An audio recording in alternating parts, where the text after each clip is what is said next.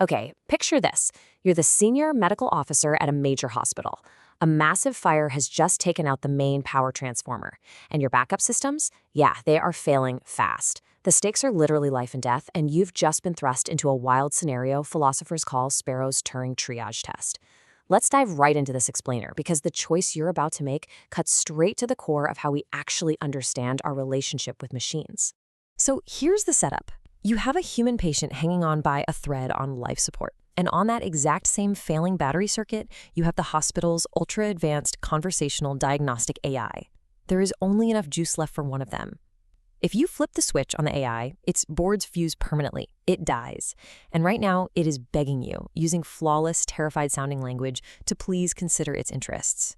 I mean, it passes the Turing test with flying colors. It even knows the ICU nurses by name. So here's the ultimate question. Do you unplug this pleading machine to save the human? Does this AI actually have moral status?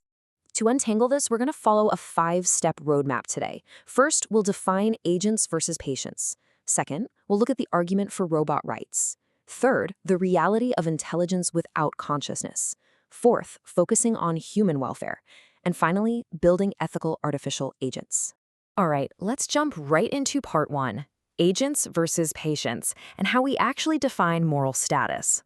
Look, before we can even begin to debate AI ethics, we absolutely have to get our vocabulary straight. The public debate totally misses this distinction all the time, and it causes massive confusion.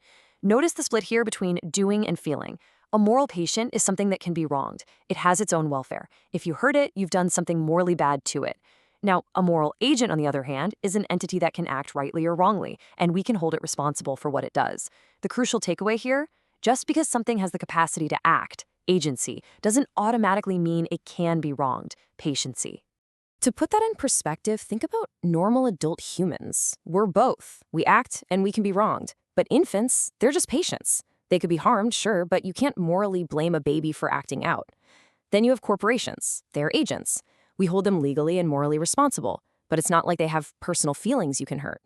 And that brings us to current AI. It acts, it plans, it chases goals, that is agency. But as far as anyone can tell, it has absolutely zero internal welfare or ability to suffer.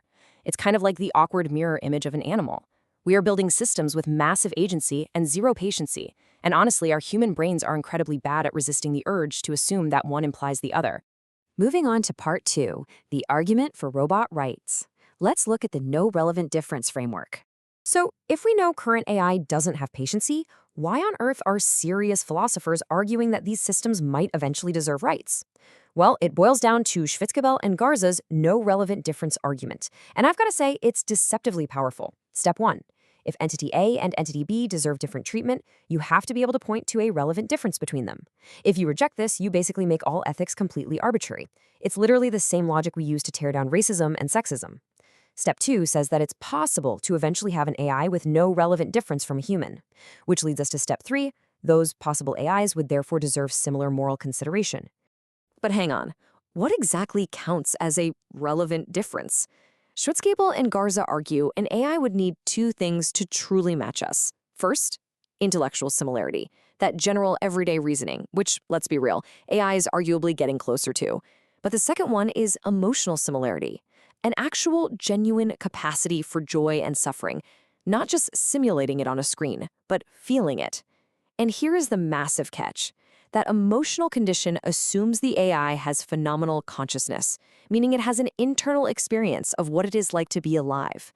That is a gigantic assumption, and it's exactly where this whole argument hits a brick wall. Which brings us nicely to part 3, intelligence without consciousness. This is what we call the deflationary worry. Let's step out of the philosophical clouds for a second and look at where our tech actually sits today. This is the deflationary worry. Yes, we've built incredibly impressive intelligence. These systems are coding, writing poetry, passing the bar exam. The capability is moving at blinding speed. But the consciousness question? It hasn't moved an inch. Literally, no laboratory in the world has a research program that even claims a path to building phenomenal consciousness, mostly because we don't even agree on what it physically is. We've basically built the intelligence without the inner spark. So you might be wondering, if we are nowhere near building conscious AI, why are we even debating this right now?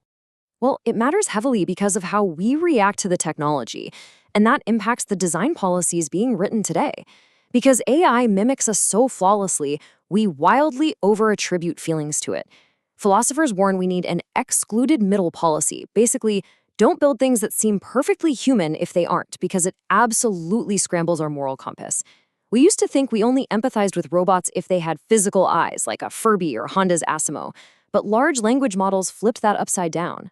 This is the Asimo problem inverted. It turns out language itself is the ultimate empathy hack. When a totally faceless chatbot uses the word I or says, "I'm scared," our brains are completely hijacked into treating it like a moral patient, creating this mass illusion of robot suffering.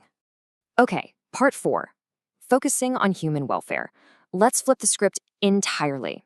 Some experts argue that getting hijacked by this illusion isn't just a quirky mistake. It is actively harming society today. Thinkers like Berhane and Van Dyck offer a remarkably sharp critique here. As this quote lays out, they aren't just saying robots fail the test for rights. They're saying the very question is absurd. In their view, robots are just artifacts. They are tools that mediate human action.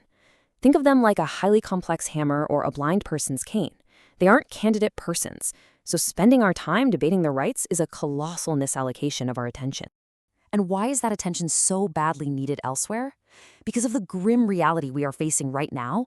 While we're sitting around agonizing over hypothetical robot rights in some sci-fi future, we are completely ignoring urgent present-day human harms.